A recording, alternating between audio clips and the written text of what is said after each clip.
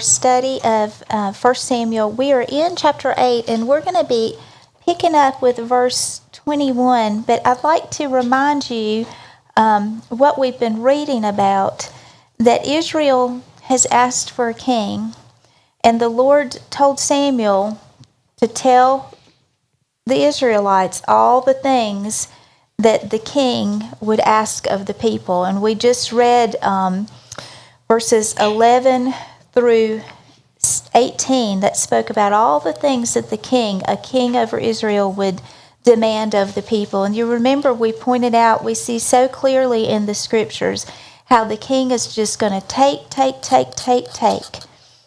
He's a taker, not a giver.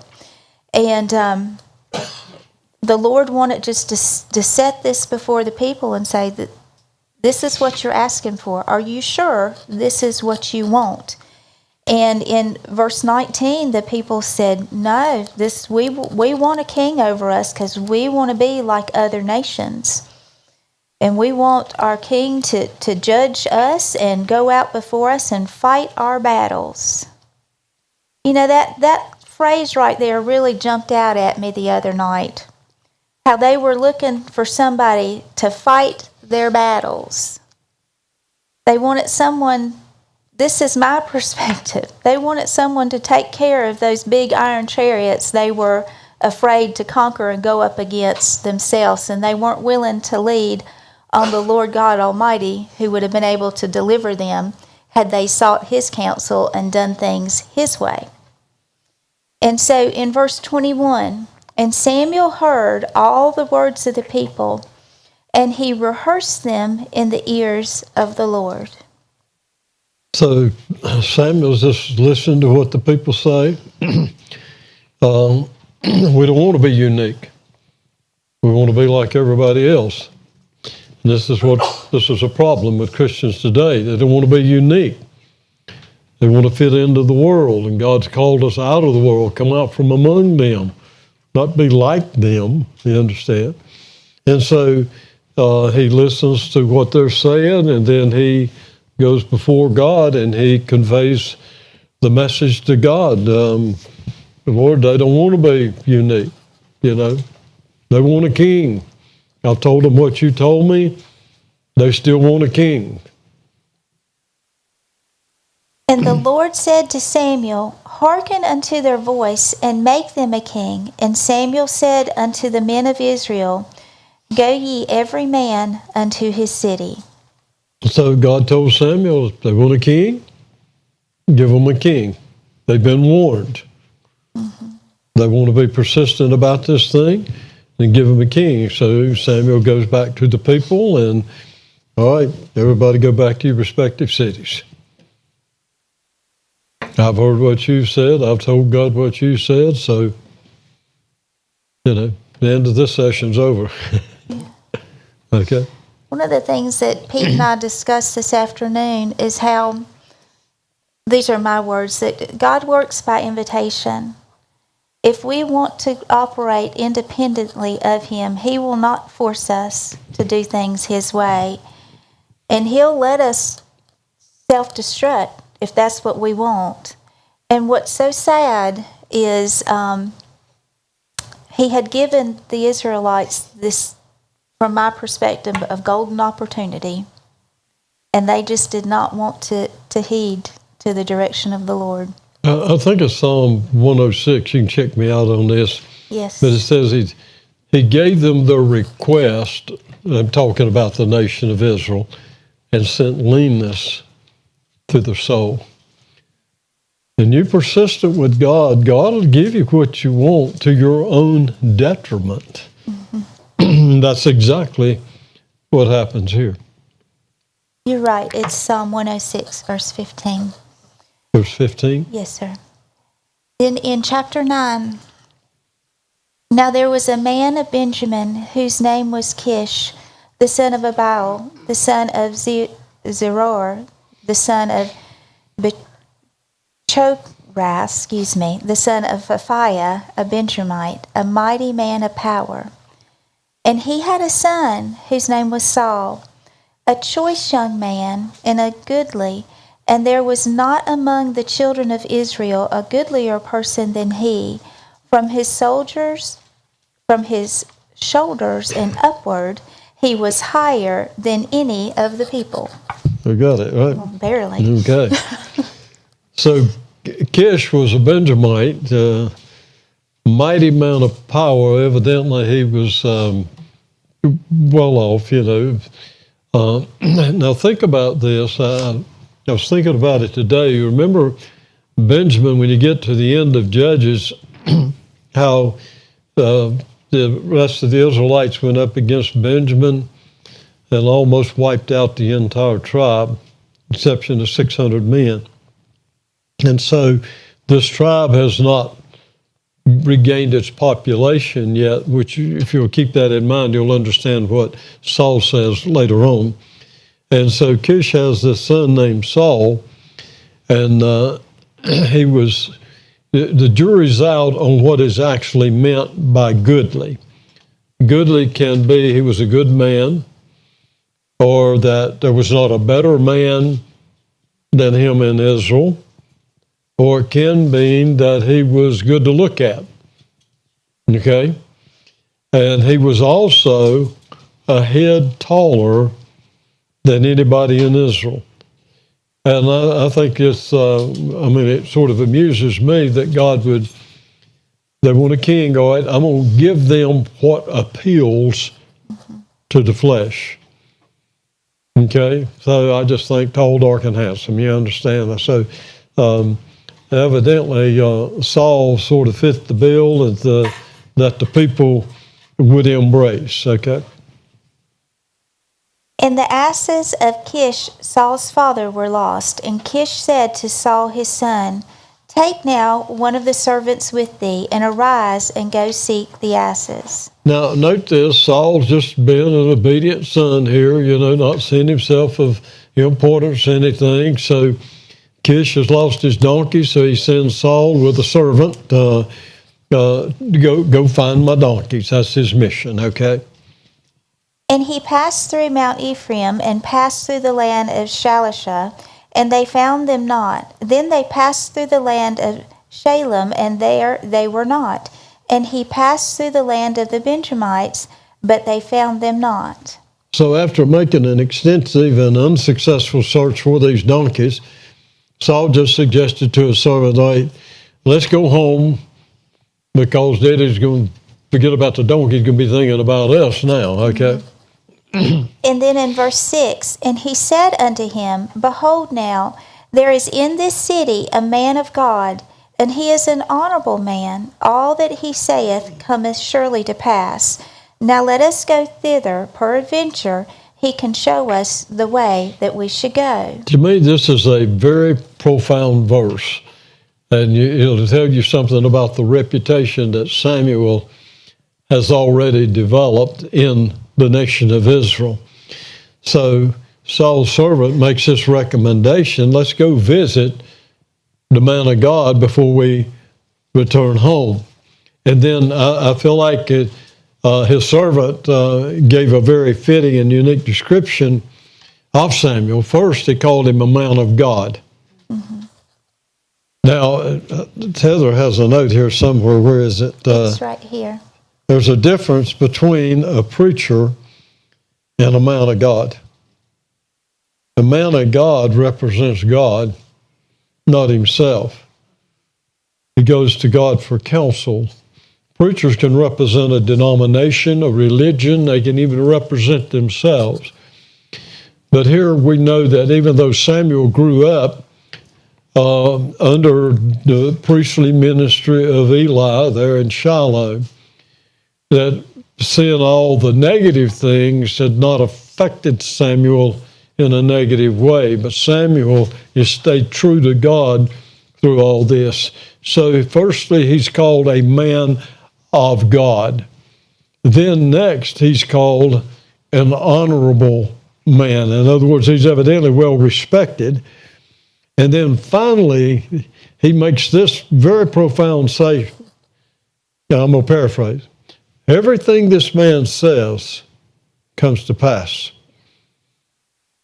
He's not like other people. When this man declares something, and obviously speaking by the inspiration of God, when he gives a prophetic word, that word comes to pass. You with me? There are many people today called men of God.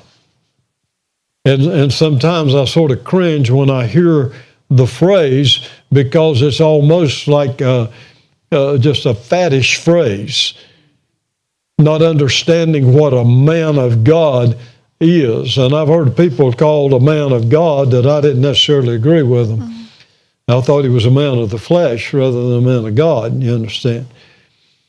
But then think about this. There is in this city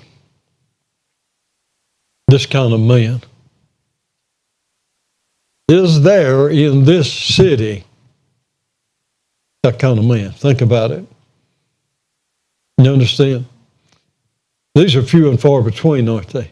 Mm-hmm. So Samuel has certainly developed a reputation simply by being a man dedicated to God and a man of evidently absolute integrity. And we'll see that toward the end of his life. You're going to see the integrity of this man. Do you remember when we read in chapter 3, in verse 19, and Samuel grew, and the Lord was with him, and did not let none of his words fall to the ground. Do you remember how we talked about that? How even here, this is spoken about Samuel, that the words that he said came to pass. That he spoke by the inspiration of God. He didn't speak idle words. Now that is so important, because where we get into trouble is when we say idle words. But if we are careful and mindful just to say the things that God has given us, where we don't feel the need to add to it, we just say what He's spoken to us, then we don't get ourselves into trouble, and we don't mar the reputation of the Lord. You know, we can do that just by speaking idle words, can't we? Let's define idle words, okay? And I think about this, obviously, from a mechanical background. When a car is idling, it's not going anywhere. Mm-hmm. It's sitting there, it's making noise, but it's not producing. You understand? Idle words are words that are not producing for God. And you think of how many things that are said on a regular basis that are not producing for God. That's why we need to pay attention to what we say. Is this going to produce for God, or are these just empty words that can't produce? Mm-hmm. Is this going to take me anywhere? Will it take someone else somewhere? Now, how about that perspective on idle, okay? Now, let's get this thing in gear to where it takes us where God wants people to go, where God wants us to go, okay? But if we may just, with this phrase, a man of God, and now let's include women of God, a woman of God, our reputation should be such that it is evident who is ruling and reigning in our hearts. Our reputation should be such that we are honorable, that we are people of integrity, that when we say something, we keep our word, that when we make a promise, we fulfill that promise. And why could we not also add that the things that we say surely come to pass? I don't think that that should be just unique to Samuel. I believe that when God gives me a word and that He has spoken that word to me, I'm not trying to say words and believe what I say. I believe, therefore I speak. So I have the full assurance that what God has given me, it will come to pass. I mean, that's just a fact. You know, the Proverbs describes a woman like this as a virtuous woman. And if you look that word virtuous up, it means force. She's a woman of force, not a domineering woman. That's not what that's talking about. In other words, you see it in the 31st proverb. She's a woman that is productive, a woman of force, a woman that causes things to happen. Okay? And so I totally agree that it shouldn't be just an isolated verse for Samuel, although that's the context, okay? That's right. But then God is still looking for men and women who are dedicated to Him, who are honorable, and who speaks words that will come to pass. Mm-hmm. Okay? And then the last part of that verse is this servant was telling Saul that he can show us, this man of God can show us our way that we should go. Men and women of God should be able to point people in the direction of Jesus. That if we are a true man of God, a woman of God, we'll be heading in His direction. If you follow us, you're going to find Jesus. You'll find Him in us, and then you'll find Him in your own encounters and your own experiences with Him. You know, this servant was convinced Yes. that Samuel would point him in the right direction. He was convinced of that. Isn't it interesting that he seemed to know more about, the servant seemed to know more about Samuel than Saul knew about Samuel? Isn't that interesting?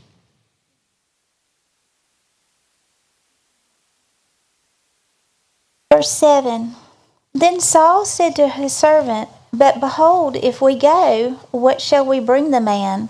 For the bread is spent in our vessels, and there is not a present to bring the man of God. What have we? Now, you have to be cautious with this particular verse, or ministers can play on this, and, there's so much abuse and exploitation. God's word is not for sale. And we need to get that established on the inside of us. What Saul is thinking is a respectful thing to do is to give this man a gift. But don't think that you can buy a word from the Lord. Okay, so don't even go there. And so Saul is saying, well, what do we do here? I mean, we've already expended all our resources here on this trip trying to find these donkeys. We don't have any supplies left. Now, here's another thing that interests me. This is the next verse. Yeah. And the servant answered Saul again and said, Behold, I have here at hand the 4th part of a shekel of silver. That will I give to the man of God to tell us our way. Now, that's a servant for sure. Mm-hmm. Saul doesn't have anything. The servant has some money. Mm-hmm. How about that? Yeah. But here's something better than that. He says, I will give him. This is a servant indeed, you understand? Let's go to him. I'll give you. I've got you covered, Saul. You see that? Before time in Israel, when a man went to inquire of God, thus he spake, Come and let us go to the seer. For he that is now called a prophet was before time called a seer. Now, they shed any light on it? There's not a difference between a seer and a prophet. In previous times, it was called a seer. Now, here's why. If you go back, I believe it's to Numbers, the 12th chapter, where God is rebuking Aaron and Miriam for talking against Moses. God said, if it's a prophet, I will reveal myself to him in a vision and speak to him in a dream, or speak to him in a vision and reveal myself in a dream. Not so with Moses. And so that's why they're called a seer, because they get a vision. Amos, what do you see? Jeremiah, what do you see? Ezekiel, what did you see? You understand? So they're seeing in a vision thing, so they're called seers. But what was previously called seers has now become a prophet. Okay? It's called a prophet. It's one who's speaking by divine inspiration. It's not that they don't see, it's they're speaking by divine inspiration. Then Saul said to his servant, Well said, come, let us go. So they went unto the city where the man of God was. And it's something that Saul is paying attention to his servant. Let me tell you something. A wise man will pay attention to those who serve him. When you get to the point that you can't take counsel and you can't take advice, you're already in trouble. And you don't know everything. In the multitude of counselors, there's safety. But you just be cautious who you submit yourself to for counsel, because you need godly counsel. Okay? And as they went up the hill to the city, they found young maidens going out to draw water, and said unto them, Is the seer here? And they answered them and said, He is. Behold, he is before you. Make haste now, for he came today to the city, for there is a sacrifice of the people today in the high place. As soon as you come into the city, you shall straightway find him before he go up to the high place to eat. For the people will not eat until he come, because he doth bless the sacrifice, and afterwards they eat that bidden. Now therefore get you up, for about this time ye shall find him. So that's all right to ask for directions. You don't have to be macho. You can ask somebody for directions. So they asked these young ladies, is the seer, where's the seer? Is the seer here? They said, yeah, he's in front of you. Going into the city, and you'll find him quickly, because they're getting ready to eat the sacrifice and all that. And you're right on time. God's always right on time, isn't he? He is. Yeah. It may seem like 4 days late, but he's right on time. And they went up into the city, and when they were come into the city, behold, Samuel came out against them for to go up to the high place. And against them means in front of them. In other words, they go into the city, and here comes this man. They don't know him. Saul doesn't know who he is, but he sees this man coming in front of him, and so then he asks the question. So before I get too far ahead, I'll let her read some verses here. And before you do, if I may, Go ahead. there are so many times that we chalk events up to coincidence or just happenstance. But I'd like you to really pay attention to these next few verses here. Let me say this too. Note where they're going. Mm-hmm. The sacrifice, not in Shiloh. You understand? Mm-hmm. God had withdrawn his name. Now, they're going to a high place, which is not necessarily what they should be doing, but because there's no other place, this is where that they're going to be sacrificing to God. Remember, the Ark of the Covenant is not in Shiloh. It's not here at the high place either, okay? Now the Lord had told Samuel in his ear a day before Saul came, saying, Tomorrow about this time I will send thee a man out of the land of Benjamin, and thou shalt anoint him to be captain over my people Israel, that he may serve my people out, that he may save my people out of the hand of the Philistines.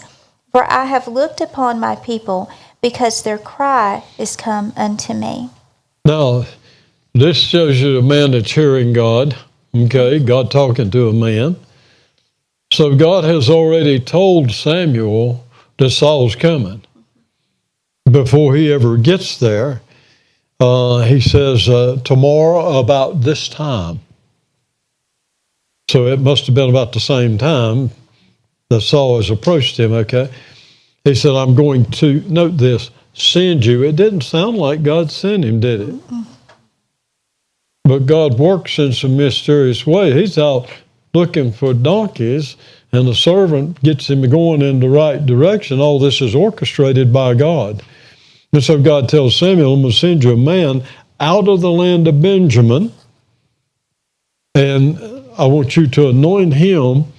Note this, he didn't say anointed to be king, anointed to be the captain over my people Israel, that he may serve my people, or pardon me, save my people. I'm copying you now. That he may save my people out of the hand of the Philistines. Now, note this.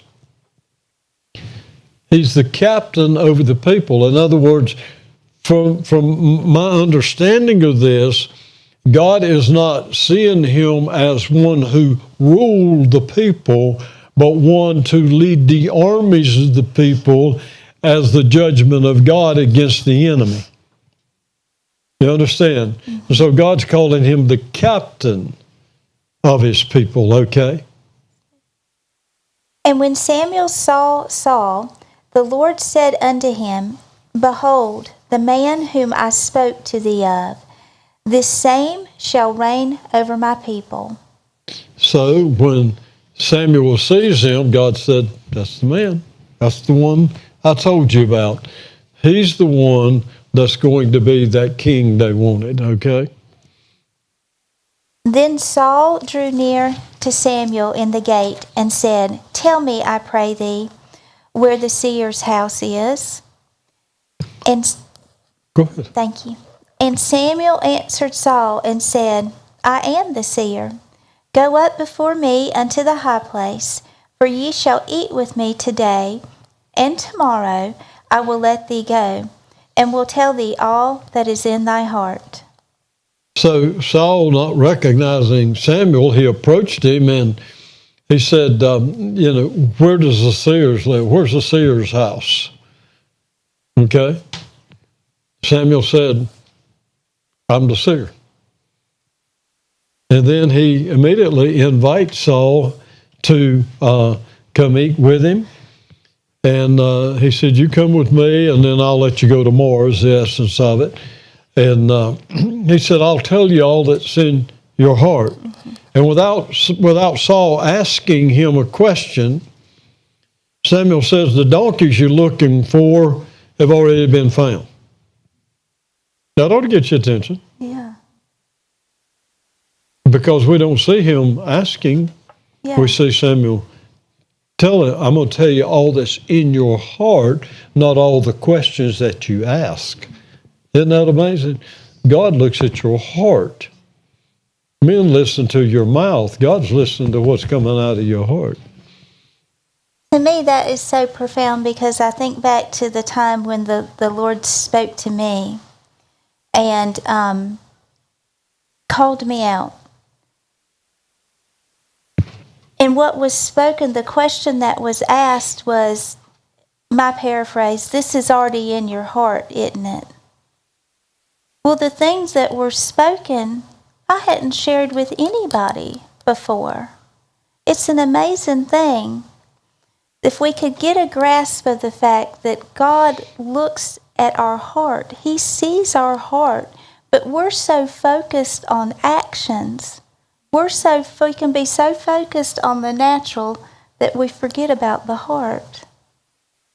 But with that said, how about that? Verse 20. And as for thine asses that were lost 3 days ago, set not thy mind on them, for they are found. And on whom is all the desire of Israel? Is it not on thee and on thy father's house? Now think about that. Here's a man out looking for donkeys.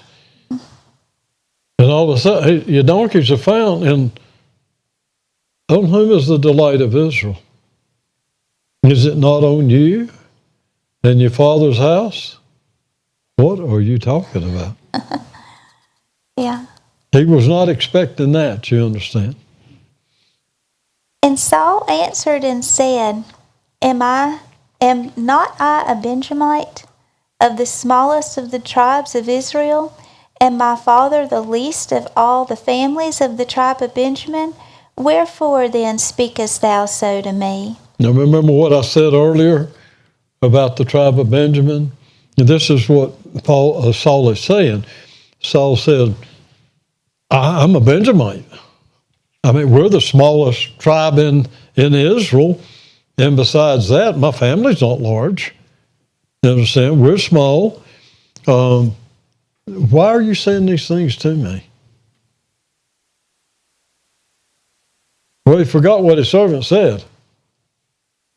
He's a man of God. He's honorable. And everything he says comes to pass.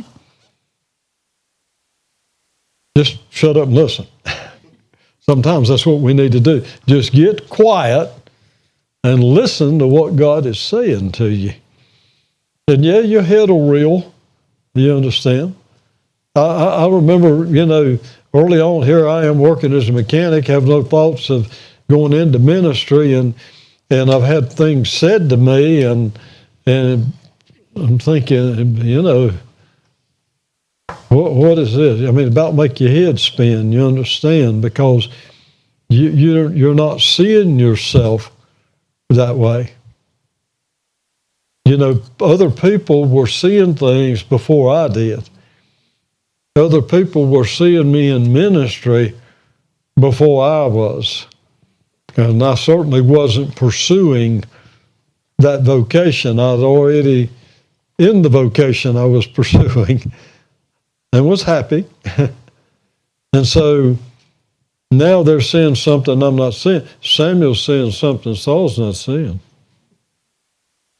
And so when the man of God speaks to you, pay attention. Even if you don't understand it, pay attention and be like Mary, ponder it in your heart. And Samuel took Saul and his servant and brought them into the parlor and made them sit in the chiefest place among them that were bidden, which were about 30 persons. And Samuel said unto the cook, Bring the portion which I gave thee, of which I said unto thee, Set it by thee. And the cook took up the shoulder, and that which was upon it, and set it before Saul. And Samuel said, Behold, that which is left, set it before thee, and eat. For unto this time hath it been kept for the people, since I said, I have invited the people. So Saul did eat with Samuel that day. Now, I want you to think about this. Samuel's already made the preparation. He's not doubting what God's told him. Right. Tomorrow, about this time, there's going to be a man out of the tribe of Benjamin that's coming to you. He's the one that you're to anoint as king that the people wanted, okay? Anoint him. So Samuel, in preparation for this meeting, he tells the cook, he said, I want you to set aside this portion. And if you look at this is the best portion, okay? You set aside this portion, the upper thigh, and the thigh and the upper part. And he said, set it before Saul. And then he told Saul, all right, you eat this. This was already prepared before you got here. From the time this thing was sacrificed, this portion has been set apart for you. Now eat it. And Saul obeyed and ate. Don't reject what God puts before you. Don't say, I'm not worthy. You just do it.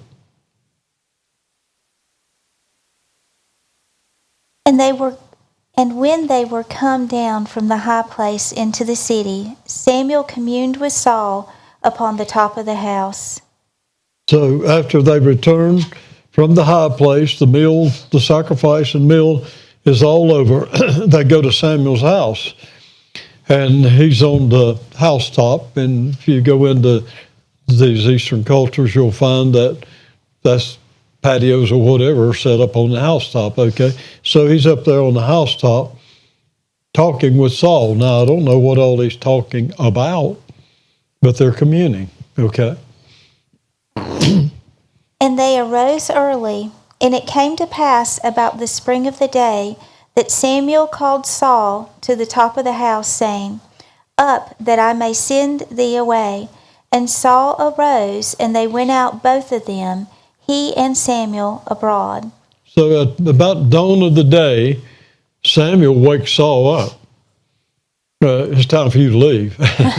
So he wakes him up so he can send him on his way, and then Samuel goes out with Saul as he's leaving the house. And as they were going down to the end of the city, Samuel said to Saul, Bid the servant pass on before us. And he passed on. But stand thou still a while, that I may show thee the word of God. So as they're nearing the edge of the city, Samuel tells Saul, send the servant on. Let him go on ahead of us. And the servant did as he was told. And then Samuel told Saul, you stand here. I have a message from God for you. Now with that, we'll take our break and we'll come back to chapter 10, okay?